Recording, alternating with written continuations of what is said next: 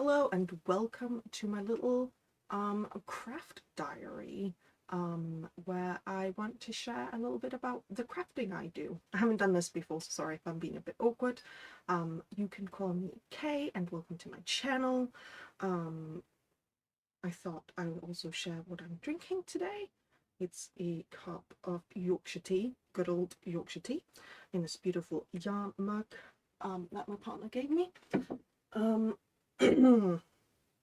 I have been knitting since COVID. I learned knitting before then a few times, but I started knitting properly at around 2020, so for 6 years now. And I just know that I have friends and family members who really want me to share more about what I get up to. I also do spinning, I also do some crochet, I also do some other types of fiber prep. I've also known to dabble in felting. That's quite fun, I think. But yeah, so I want to tell you a little bit about what I've been up to. I was about to say a little bit what I've been up to since last time, but since this is the first video I'm going to upload, obviously that isn't applicable. I've recently been back to Denmark to visit my family. Part of that is because my nan died last year and we finally were able to spread her ashes, and then we went to a family member's confirmation. If you're Danish, this is very common. I know that in the UK it's less of a thing. Like, people do it, but it's more you're really religious. In Denmark it's like a cultural thing. I mean, plenty of people do it are Christian, but it's a very cultural thing.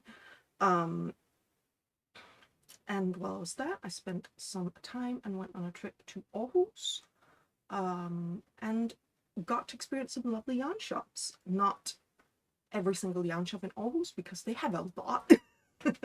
I'm not really used to that. About where I live, there aren't really any. There are some crafts shops, some fiber arts shops in that vague term, like fabric stores and stuff.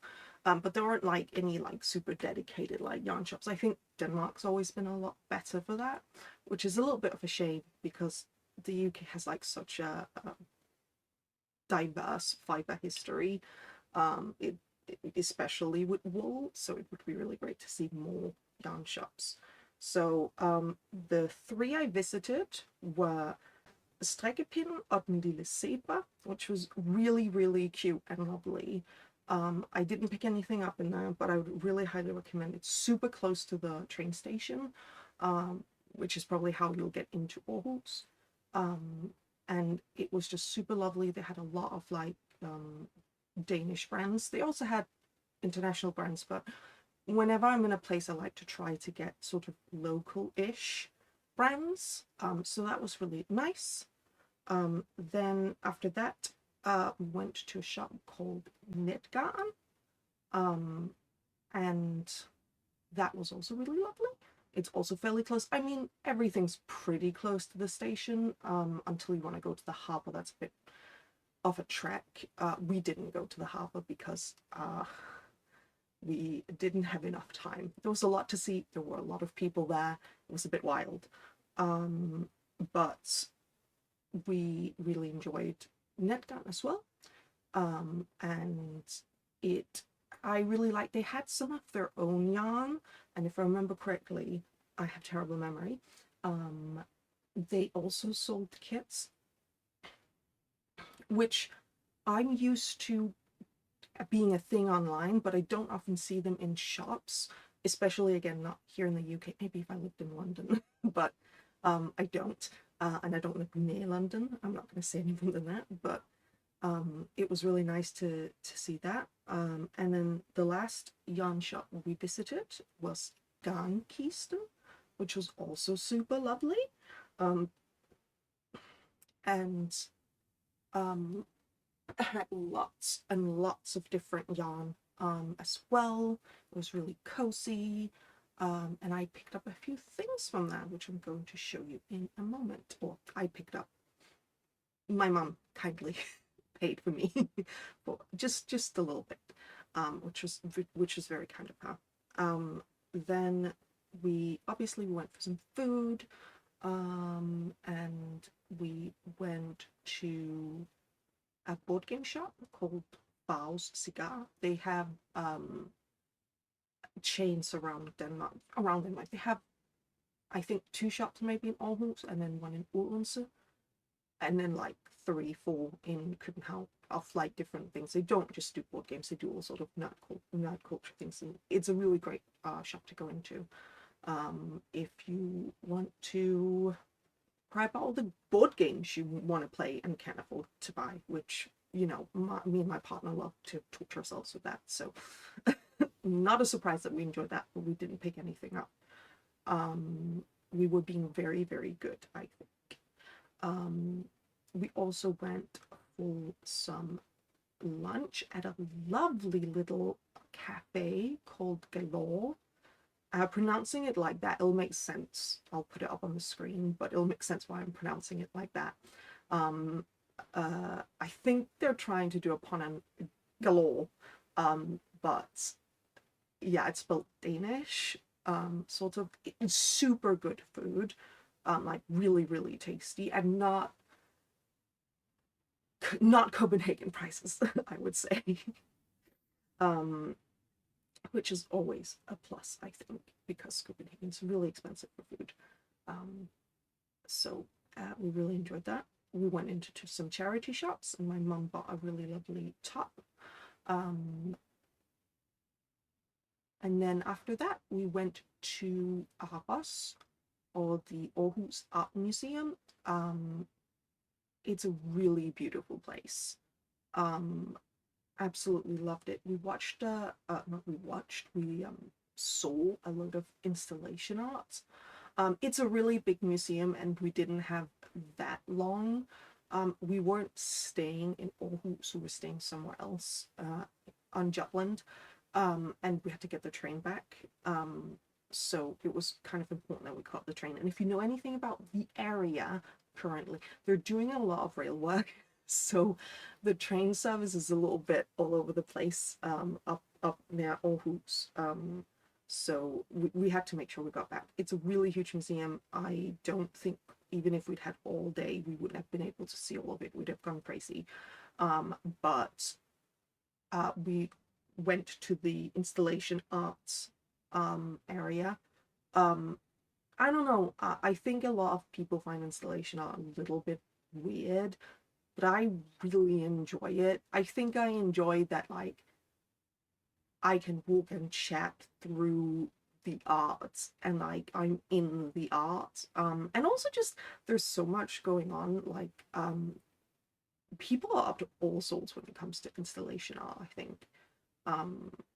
That makes it really enjoyable. Like, you'll just find all types. And there was one exhibit. This is in a permanent collection, so if you ever go to Aarhus and you want to go see it, that's not a problem. They had this beautiful, I really liked almost all of it, but especially they had a piece by a Swiss. I think she's Swiss. I hope she's a she. I think they're Swiss. And the name of the exhibition was called Dawn Hours in a Neighbor's House, and it's by Pipilotti Rist. I don't know. I'm not Swiss. I don't know how to pronounce Swiss things.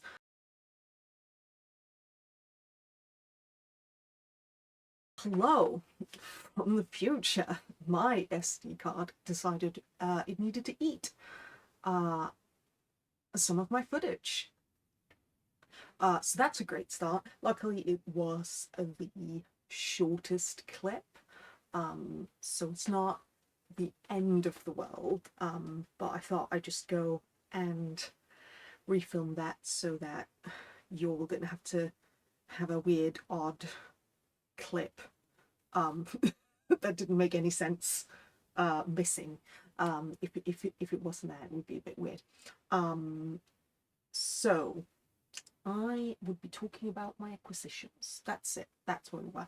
So at Garnkisten, my mum kindly bought me 2 things. I should also add, I have looked back at all the footage. That's why I know there's something missing. And in fact, my camera doesn't really know, or I should say, it's not my camera's fault, it's my fault. I don't really know how to do the focus on this. It doesn't have autofocus. So I'll try again to do it the way all of the YouTubers do it, but if it doesn't work next time, I'll sort of put whatever I have like up next to my face, because that'll probably be easier to see. Even if it makes it smaller, at least it'll be in focus.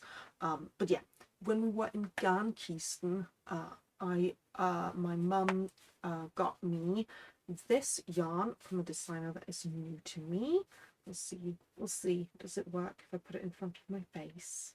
Who knows?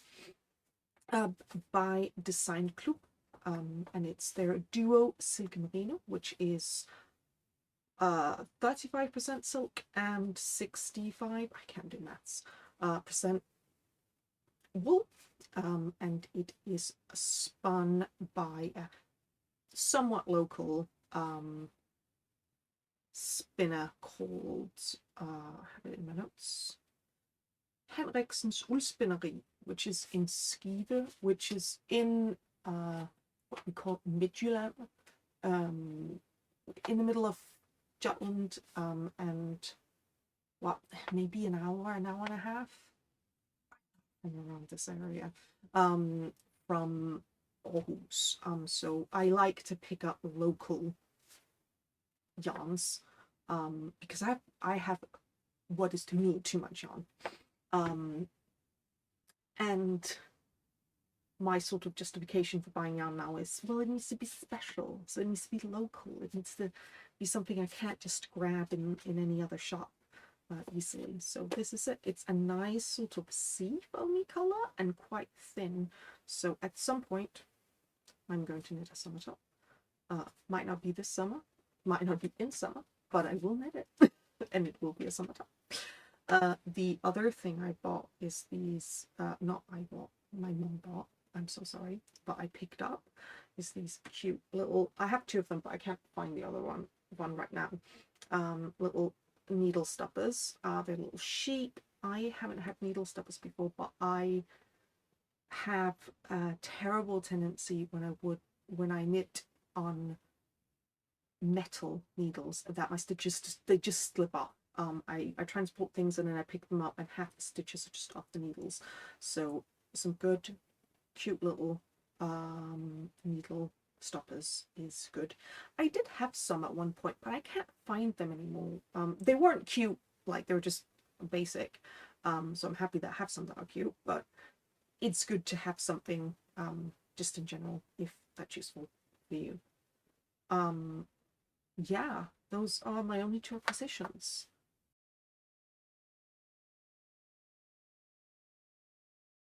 I guess then I'll move on to talking a bit about what I've been working on. Not what I've been working on, finished objects. What have I finished recently? And since this is the first episode, I'm not really going to talk about like a lot. I'm just going to talk about what I've most recently finished, because context, you don't have any. So I recently finished, under a bit of a time crunch, the camp jumper, which is from House of Yarn.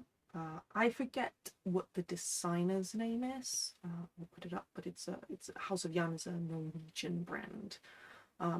And I picked up the pattern from a Danish magazine that my mum gets quite often, called Hendes Verden, which is quite good. It has some good patterns in it, and it has good recipes, food recipes in it. So we have a family friend who is expecting, and I wanted to knit something for them. So I knit the jumper, and it's in, I think it's half fisherman's rib, because the pattern's in Danish. It says halvpatent, and I didn't learn how to knit in Danish. I learned how to knit in English. So sometimes the terms, they get confusing for me. and I don't like fisherman's rib. I think it looks beautiful. I don't like working it. I think it's really time consuming. It's not for me. But the half fisherman's rib was really nice. I really enjoyed knitting it. It's a really cute jumper, and it worked up super quickly. The pattern is very laconic. It's a very Scandinavian pattern, and normally I don't mind. I like it to be easy. I think most people do. So the more description there is, of course, I'm not going to complain, but I also don't mind if it's laconic. I can work with that. But because I was under a time crunch, I didn't really appreciate the fact that I had to do my own maths, and that I had to sort of use my brain a little bit too much. But that's like, I should have thought about that when I picked the pattern. I'm trying to use patterns I actually have rather than constantly buying new ones. At least for things where, like, oh, that pattern looks really cute, but I already have a pattern that is basically the same thing. So that's why I used this pattern, but it didn't really work out in the end, did it? Because well, it looks cute, and I don't think it's noticeable any of the sort of little mistakes I made. I think I didn't say, but it's made out of just scrap yarn, just random scrap yarn I had around. It fits the sort of the vibe of the people it's being made for, I think. So that's really great. But that's the only project I finished. It was all right. It turned out really cute. It was fairly easy to work until I had to do actual maths, which I hate. But other than that, it was good.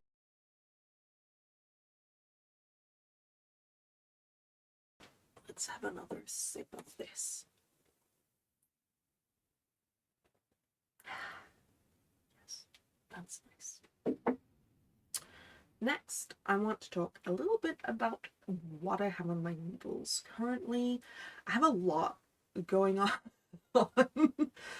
This is sort of what happens. I always intend to have like at most 2 projects on at a time, across knitting and crochet.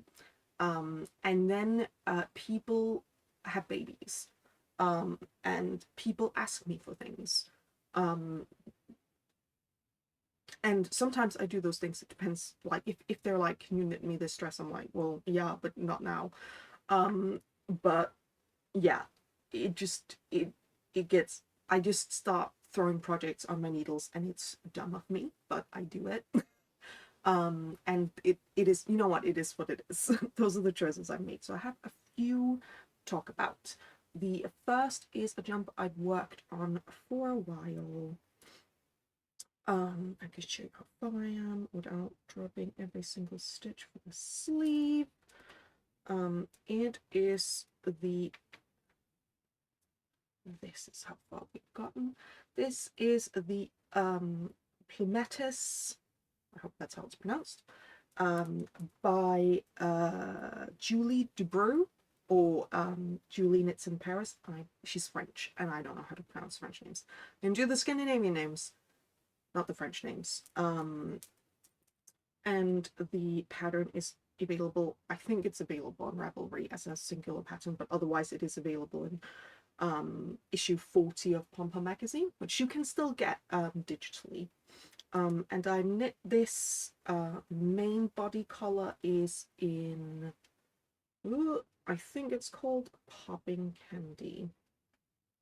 It's 1 thread, so it's like all lace. Popping Candy by Woolly Mama Yarns, which is a yarn brand here in the UK. Absolutely gorgeous color and really lovely yarn to work with. This is a silk alpaca blend, and I really enjoyed working with it. And the 4-ply or fingering weight yarn that I'm using for the collar and the hem, and it's also going to be in the sleeve cuffs, are hand dyed by me when I was doing some tests for purpley colors. So unfortunately these two are separate, like the hem and the collar are separate like skeins, and they are slightly separate, not separate, they're slightly different colors, which I don't think is that obvious when they're like far apart. Like you can see it, but it's not that obvious. But when you put them up, this is when we'll figure out if any of this is visible to you. When you put it up next to each other, wow, that was terrible, wasn't it? I don't know how to do this in a way that makes sense, but if you put them right up next to each other, you can definitely see they're super different. But I sort of saved the color that matched the hem more for the cuffs, because it would really suck if they're super different, because they'll be the ones that are like closest to each other on the garment, so it'll be the most obvious. So I've just yesterday evening split for the sleeves, and I think that's going to go pretty fast. This pattern repeat for the little like bubbly effect works up really fast, I think. Make it on 5mm needles, so that's part of it. So this is knitted on, I can't remember what I knitted on, but like normal needles for normal sort of 4-ply weight yarn, and then you do the lace bits on 5mm needles, and it's just so lovely. The yarn is really lovely. Yeah, so it's been really easy to knit up. You knit it from the bottom up, which I know a lot of people don't like that construction, but I don't mind too much. Either it's because I don't care too much about fit, or it's because with this sort of thing I felt I had enough control. I did try it on when I had finished the body, but not attached the collar, and it fit really well with where the armholes were and stuff, and it had stopped at the right point. I've had, when I knit jumpers, I sort of forget how to knit. Or how garments fit, I guess, is the real thing I forget. And so I always end up making them too cropped or too big or too wide or too slim fitting. My mum can probably confirm this, as I've knitted her quite a few tops, like the sleeveless tops, and a lot of them are really short, and it's because I forget that like you can't just measure the garment laying flat and expect that to match your torso, because like it's going to widen and that's going to like raise it up, and so yeah, no matter what I do, I always tend to mess it up. I think this is my first. I've knitted other jumpers before, and I have one that I really love, and that fits really well on me, but this is the first recent one I've done where the fit has been really good on a jumper. And yeah, so you work it in the round, bottom up. I can't even remember. It's probably an Italian, maybe cast on. I'm unsure. I actually have none of the notes on me. I'll have to make sure to do that next time. But all that's missing is the sleeves, and I think I can knit them up pretty quickly, probably for the next video, so that you get to see what it looks like finished. I love this so much. It's going to be so great to wear. I have a few other things I have been working on. The next thing, I mean, I haven't really started on it, but the intention is to start on it imminently. Using this lovely yarn by a no longer existing yarn brand, unfortunately. It's Sheep Shop Nap in a beautiful green. I've had it lying around forever. I was trying to get my partner into knitting. He knows how to knit, and I think he enjoyed it, but then I think this project has been the project he was going to make with this yarn had been lying around for like 3 or 4 years, and every time I asked, he was like, no, I'm going to pick it up, and he didn't. And finally I asked him recently, and he was like, no, it's fine, you can take the yarn.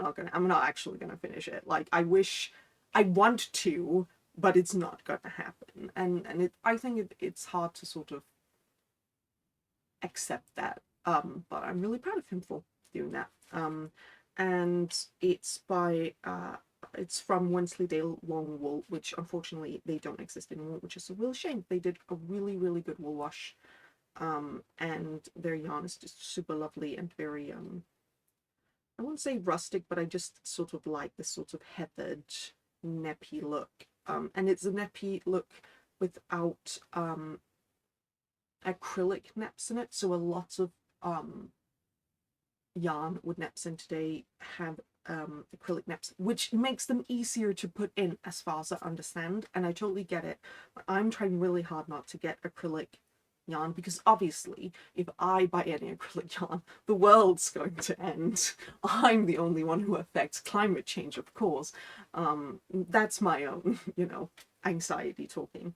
But so I'm really happy with that. I am going to make the cam trousers for the same child in this. So it's a matching, I don't know if I think they're that matching. It's made in stockinette. But they're the matching, they're part of the set.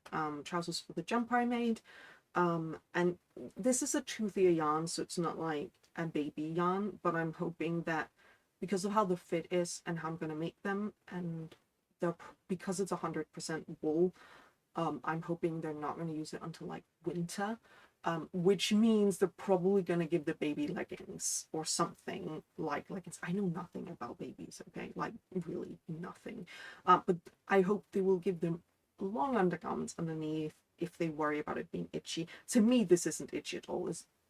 Yeah, it is next to skin for me. This I could make a jumper off, but I don't have enough. I only have these almost 2 skeins, and that should be enough for a pair of cute trousers. If not, I also have one ball of this in a blue, exactly the same yarn, just blue, and I can make like a hem. I can do the cuffs on the trousers and the waistband in that if needed. So that is my second project. I know that technically it's not on any needles, but it is going to be started imminently, as I said.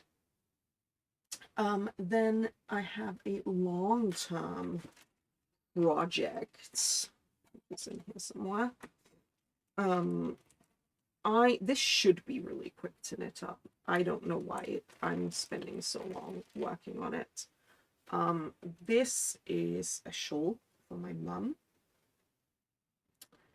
It is, the pattern is the Brandesjalet by Bente, Hein.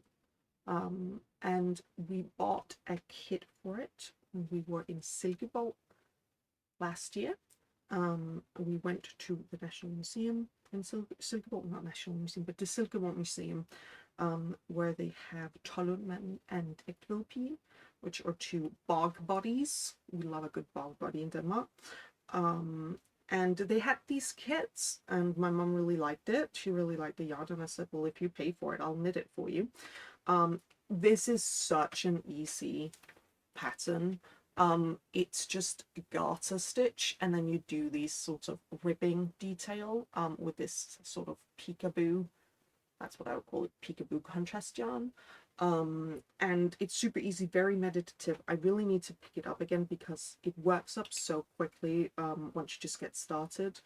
I don't think this pattern is available anywhere online. I've tried to search it up. It's not on Ravelry. Some of her patterns are on Ravelry. When I search up online, I can find other patterns by this lady, but not this pattern. I could be wrong. If I'm wrong, it will be on the screen that I'm wrong. I'm knitting this in, I think it's Isager Highland wool, yeah. In this beautiful dusty sort of red. They call it chili. So it's this is the wool. And the contrast is, this wasn't labeled, the contrast yarn wasn't labeled, but it's this really beautiful variegated yarn, and I think it'll give a really nice effect, sort of having the lovely color changes throughout the rib edge. It'll just be really lovely. The way it's constructed is that you take out, the rib is always the same amount. Why am I showing you the back? The rib is always the same amount of stitches on the needle, but then you take out for the body, I guess, of the shawl, until you get to a certain amount of stitches, and then you decrease, and it gets to like this point, but on the other end. And yeah, super easy to work on, really lovely to work on, and that Isager Highland wool is so nice to work with. I have quite a few skeins. I don't know if I'm going to use all of the skeins for this shawl. As in, I think they've given me quite a lot of yarn, and I wouldn't mind that because I would like to use that if I could get away with it. And see, needle stoppers. These always are about to fall off. I know there isn't even that much, but because it's these sorts of, I like knitting with wooden needles because I like when my stitches aren't slipping off the needles, and I always feel like this is about to slip off, and it has in the past because I am a silly little goose, and I have everything slipping off everywhere all the time, off my needles. The last thing, did I bring it with me? I did. I am also working on the Arni jumper, romper, not a jumper, it's a romper. I've only done one leg cuff. I need to do the other leg cuff for a friend who is expecting. No, a friend who has a little baby. I made the couple a baby blanket, and it was really small because I decided to knit it, and I realized I hate knitting blankets. They have to be crocheted, and so it's really tiny, and I feel really bad about it. Like I feel really, really bad about it. She could basically barely wrap. They could barely wrap the child in the blanket when she was like newborn. So I'm also making them. This is the beginning of it. It's called the Arni Romper. I'll put up a picture of it finished, by Rachel Søgaard for Folklore.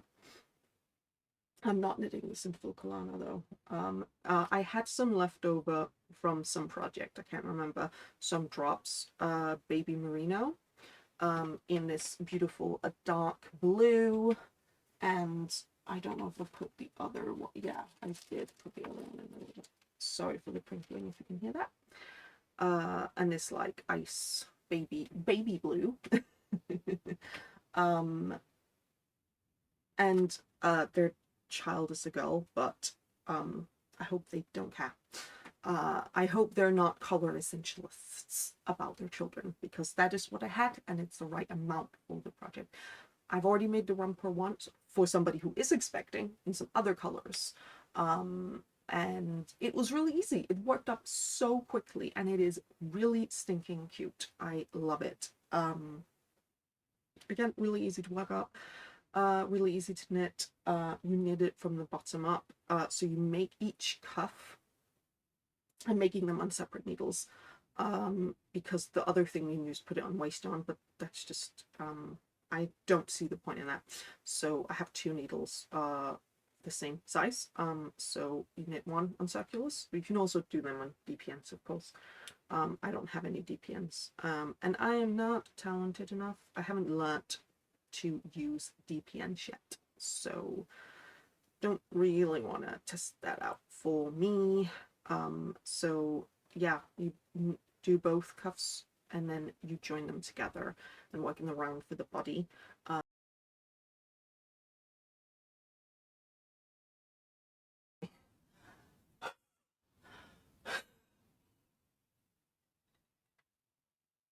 Sorry about that.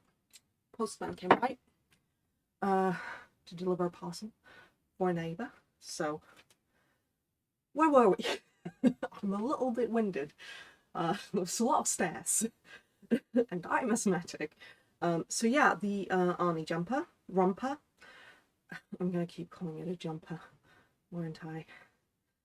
It's a romper. So as I said, you knit these cuffs, and then you just join immediately into the body, and then knitting around, doing the striping.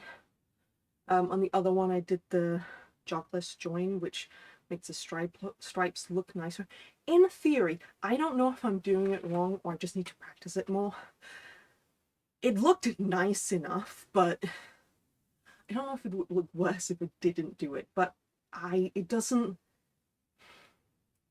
give me exactly the result I wanted. It still infuriated me a little bit how it looked, but it's on the back, and it's for a baby, so I'm fine with it.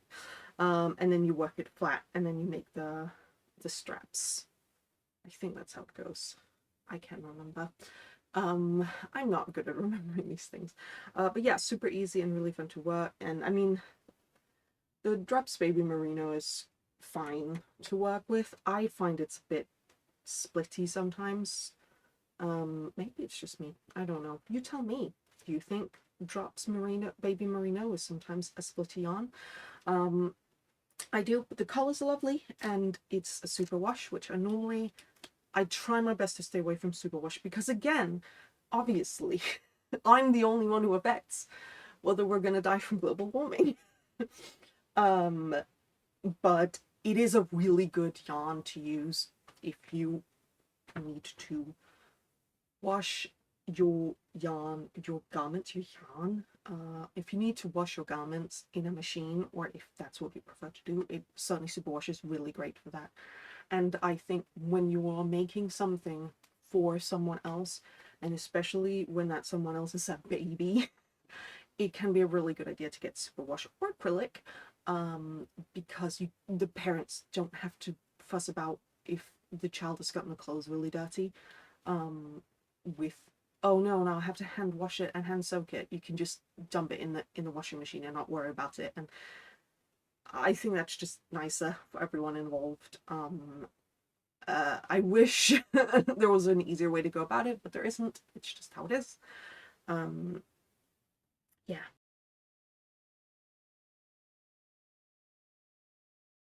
Those are all my whips, all the project I have on my needles. I'm gonna talk a little bit about projects I haven't started, but that I'm planning to start. And I can't, in good conscience, tell you that any of these are like summer or spring knits, because I just knit whatever my heart tells me. And it's not telling me to do that right now. Unfortunately, I have a lot of projects I want to do, but the ones I have actively planned to start after I've finished some of these, especially the Plumetis. Sorry, I lost my track of thoughts. I picked out a few projects that I want to start when I've finished most of these, and especially the Plumetis. So I'm going to show them to you now. There'll be a bit of crinkling because they're all in plastic bags, because moths are my biggest nightmare. Truly. So the first project is the Folklore blouse by Fabel Knitwear. He makes such beautiful patterns. I'll put a photo of the finished garment up, and I'm going to use this lovely color. I'm just going to get the band out because I forget what the dyer is called. I forget their name. I know who they are. They made this yarn as well. I knitted this myself. This is my cherry, and they dyed this as well. It's from them as well, and this is so beautiful. I love it. So they make really beautiful yarn. This is by a Woollen Witch, isn't it? Yeah, Woollen Witch, which is a UK-based dyer. And this is, I don't know if they do this color anymore, but it's the lilacs and the lavender colorway, and it's a baby Suri alpaca and mulberry silk. I'll put the information up, obviously. And it's going to be beautiful. It's going to be beautiful. And the blouse is knitted with like a contrasting fingering weight yarn, around like a waistband, I think it is, and some like cuffs, not frill cuffs because it has like a ruffle afterwards, but like cuffs around the arms. And I picked up this, which is hand dyed by me. I think it's really beautiful and it fits really well. I had another yarn picked out, but it was too much of a contrast. So I thought that was good. This is going to be really great. This is the second pattern I knitted by Fabel Knitwear. I have her book, which is, I have it in Norwegian. I don't know if it's been translated. I know it hasn't been translated into English. I don't know if it's been translated into any other languages, but I got my mum to get it for me.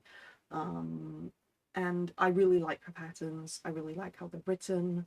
They're really easy to follow. I'm not, as I've said before, like knitting in Danish or Norwegian or Swedish, because I'm not used to it. It's sometimes a bit difficult for me. But I think her way of writing her patterns makes it such an easy time.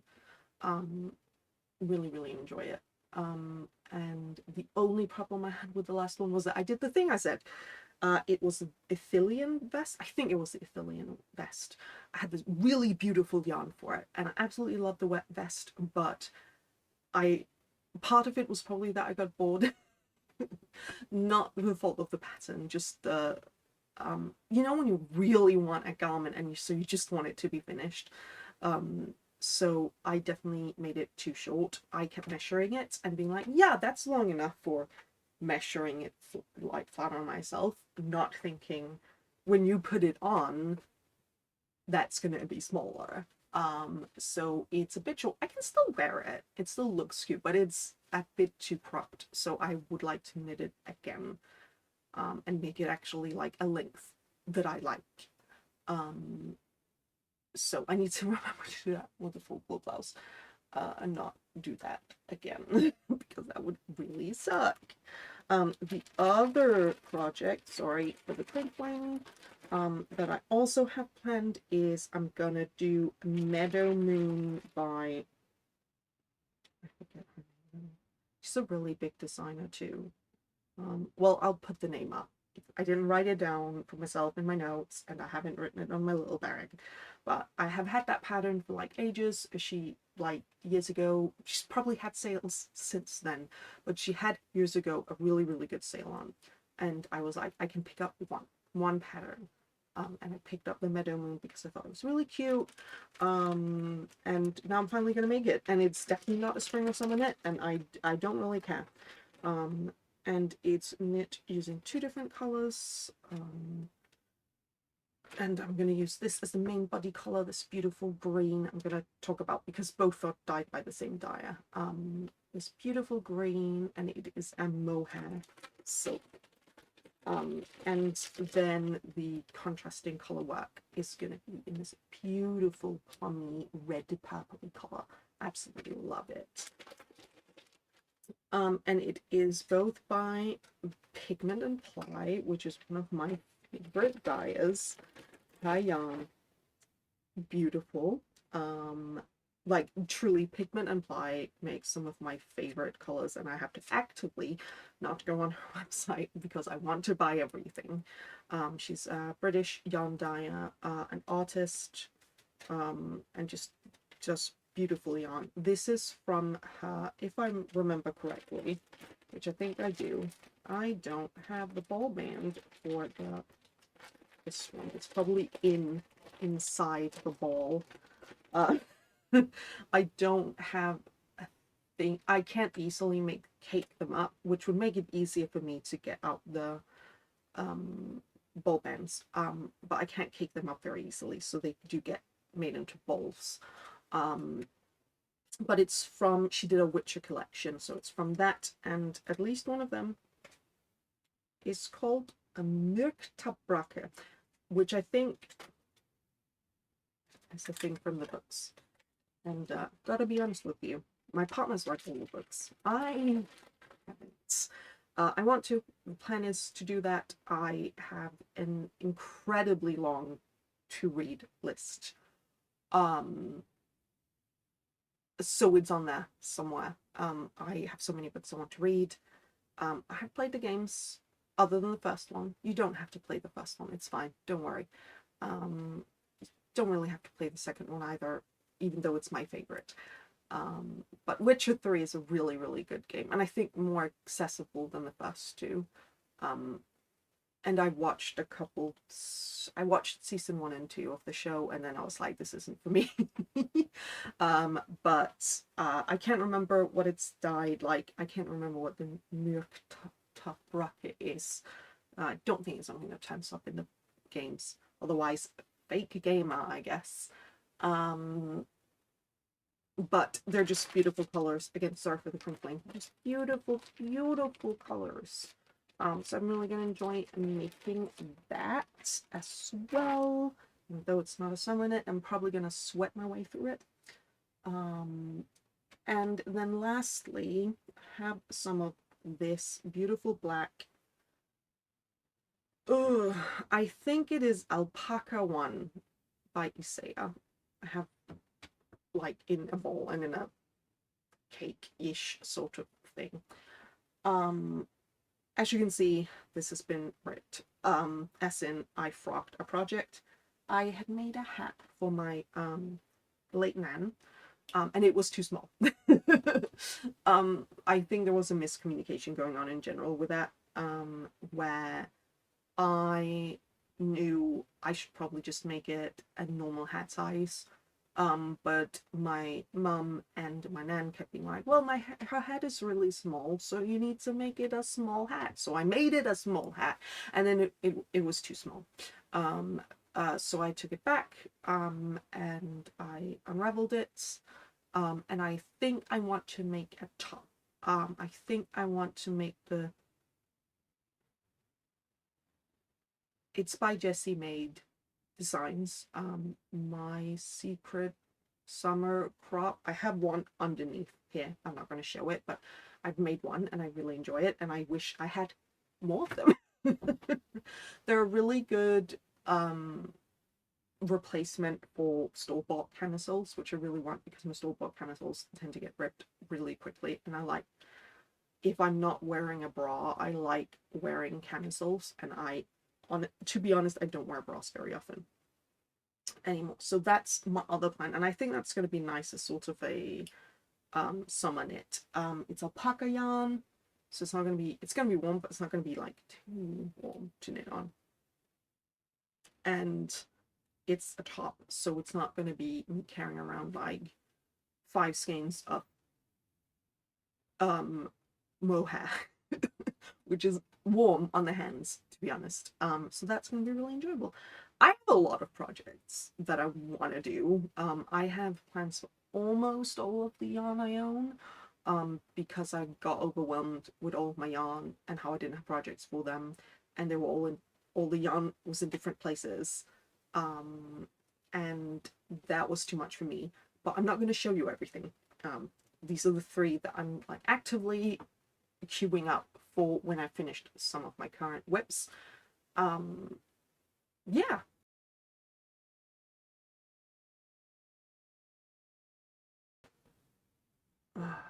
Before life events, I'll also say I have 2 spinning projects on. In this beautiful room that you're in, I have a spinning wheel over just on my left, that I'm currently spinning up some beautiful merino. It's not amazing. The color is beautiful. The merino is a bit questionable. I know merino is difficult to spin. It's not that, but this merino is not super easy. I'll put the details of the wheel somewhere. I don't have a viewfinder thing, so I don't know where I'm pointing and stuff. You'll just have to live with that. But I'm trying to spin that off. I got it as a birthday present a few years ago now from my partner and my mum. They split the price between it, and it's a beautiful, beautiful wheel. And in it, I had bought some fiber for spinning, doing my first spin on it. And I shouldn't have, because like I opened it up and it had like, I think it is more than 100 grams. It's a big chunk of merino wool.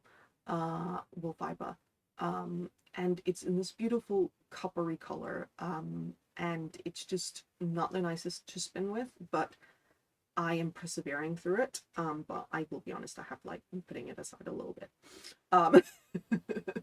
I'm going to do, I want to add that my knowledge of spinning is questionable. I find it all a little bit overwhelming, but I'm trying to learn slowly but surely at my own pace. But I'm doing a 2-ply from 2 different balls. I'm not going to do center pull or whatever when you ply it from one ball. Not for this, at least. I've done that before and I like it just fine. Chain plying, you can do that for 3-ply as well. But what I'm doing is I've spun one sort of thick and thin a little bit, and then the other I'm spinning really thin. And then I'm going to apply them together and see what happens. It's going to make a funky yarn, I think. And I'm going to really enjoy working with the yarn when it's yarn and not fiber that I have to spin. I'm also working on my drop spindle. This is a long-term project. I'm working on spinning up some beautiful Shetland yarn. Shetland yarn. I'm spinning up it as yarn, obviously. Shetland fiber in a beautiful brown. Sorry, I don't have it to show, but I'll show it maybe next time. And I have 300 grams because back when I got it from a friend, I was very ambitious about what I could do, but it's turning out beautifully. It's very consistent, and I'm going to do a 3-ply out of it. It's going to be really, really nice, I think. And I love Shetland. It's my favorite to spin with. It is so smooth and so nice on the hands. I don't ever get, my hands don't get tired from spinning with it at all.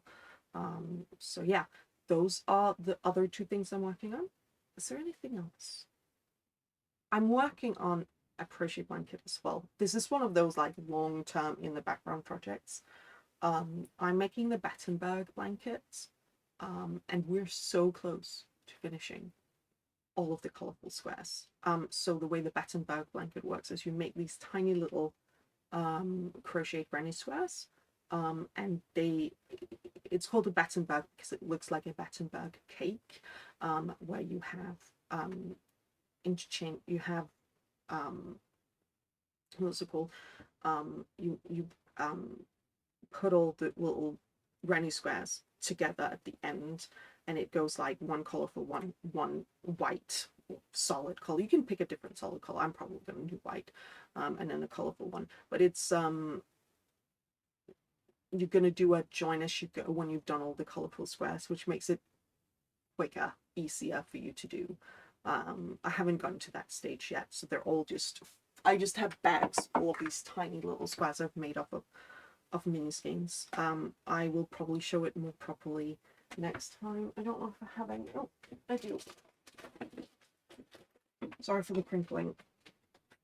I'll also put a photo up which will probably explain a lot better what I'm describing. I'm not doing super great. Have these in. These are some from an advent from Pigment and Ply from a few years back. So you make all of these tiny little squares. What's going on here? That's not right. That ain't right. That ain't right. That ain't right. What did I do? That doesn't spark joy. There we go. So you make all of these. And I've used 2 advents, the Pigment and Ply one, and then a couple of years ago, before that, I bought a Truly Hooked one, which is another indie dyer in the UK. And then you do the join as you go method with the white or your other solid color, which means you are crocheting the square and joining it to these at the same time. I'm also using some other mini skeins. I'm making this bigger than the pattern is. It's very easy. She gives you directions to how to calculate if you want to make a different size. So it's very easy to calculate, even for somebody like me who hates maths. Sorry for twinkling. So I'm making it bigger because I want to make sure it fits our bed and then some, especially if we get a bigger bed. So, you know, it's all self-inflicted damage, self-harm in knitting form. But I've been really enjoying it. They're like really easy little granny squares. So even though it's frustrating in terms of, I think for some people it's like they're really small and it's in 4-ply yarn. They're, once you have the pattern down in your head, the repeat for the granny squares, it is so easy. You can just sit with it while you're doing other stuff. Like I do it while we play D&D, while I play video games, while we watch TV. I really enjoy just working on them, but that's been a really long-term project. I think that's all the projects I have that I'm working on. Sorry, we circled back around to that, but I'd forgotten. The last thing I want to talk about is what's going on this month. I don't know when I want to film my next video. I think it might be a bit ambitious in terms of my progress to do another video in 2 weeks. So maybe 3 weeks or a month from now. We'll see. It depends on how quickly I knit stuff up, crochet stuff up. But in the month of May, we have a really nice month. April was not great in terms of we had so much on. Too much for little me. I can't do too many things, so I get burned out and super overwhelmed. So I was really adamant that we cannot put too much on in May. It needs to be chill, it needs to be relaxed, and it is.